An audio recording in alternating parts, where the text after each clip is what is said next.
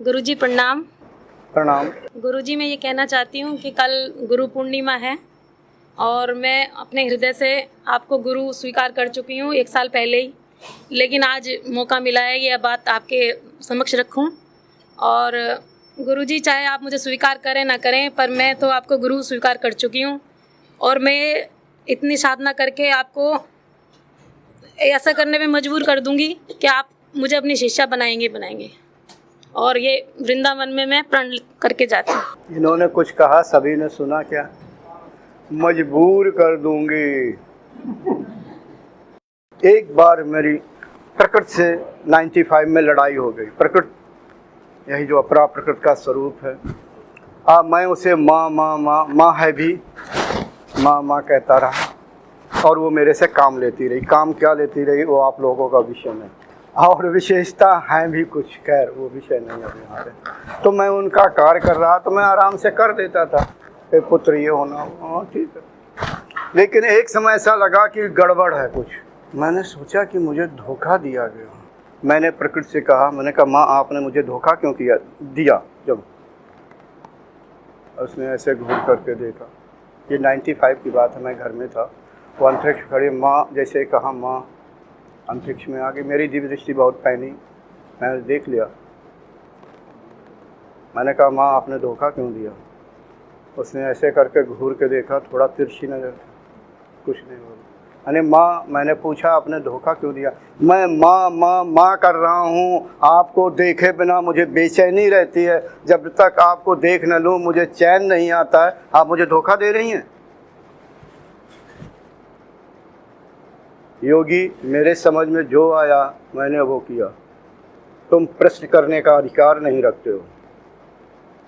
मैं कुछ नहीं बोला, समाधि में बैठ गया, सोचा कि शांत हो जाऊं। और मैंने साधना ऐसे की, साधना कोई सरलता से नहीं होता है, जो सरल होता है हमारे जैसा साधना नहीं कर पाता, अड़ियल आदमी ही साधना करता। मैं साध को बता दूं, हमारे आदर्श विश्वामित्र जी हैं। मैंने विश्वामित्र जी से पूछा, प्रभु, एक बार देखा, मैंने कहा शायद उचित समय नहीं, वो शांत बैठे हुए थे।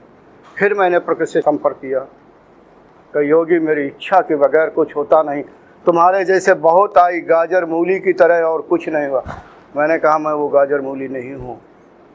खैर हमारा उसका चैलेंज हुआ। मैंने कहा मैं तुम्हारी बात मान नहीं सकता, मैं वो व्यक्ति नहीं हूँ, मृत्यु मंजूर करूँगा लेकिन तुम्हारी बात नहीं।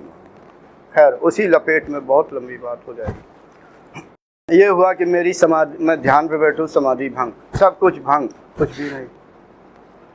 मैं हंसा, मैंने कहा लगता है क्या गलत जगह पे मैंने लफड़ा मोल ले लिया, लेकिन कहा नहीं। मुझे फिर अपने आदर्श याद आए। हालांकि बहुत से दिव्य पुरुषों से मैंने संपर्क किया, बस ब्रह्मांड में एक ही बचा, मेरे आदर्श। मैंने कहा प्रभु, हाँ। मैंने पूरी बात बताई कि मैं जानता हूँ।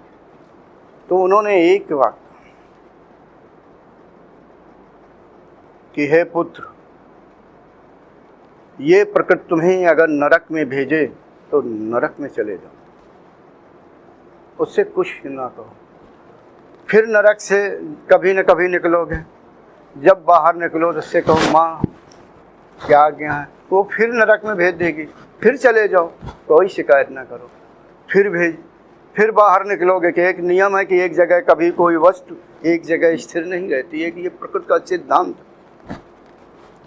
फिर निकले, यानी बार बार नरक में जाइए, बाहर आए, फिर वो आपको फेंके, फिर बाहर आइए। मैं सुन रहा था, मैंने कहा हमारे आदर्श कहना क्या चाहे कि पुत्र, एक बार ऐसा समय आएगा, ये प्रकृति तुम्हें नरक नहीं भेज सकती है।